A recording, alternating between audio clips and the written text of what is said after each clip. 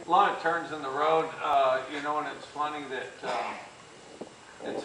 because there's a perception that our kicking game was worse than it was last year. I didn't think we, well, I mean, you didn't know what was going to happen with that kicker for a while. We ended up, but when it was all said and done,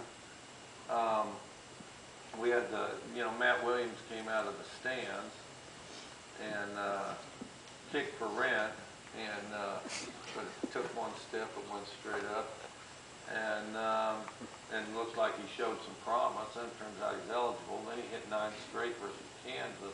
I remember I called him in and I said, "Now we want you to kick extra points." I said, "Can you do that?" He says, "Yeah, I think I can." He says, "It's not very hard." He says, "Now I haven't kicked for over 2 years, but he says it's only 3 yards away." And he says, "Well, actually 13.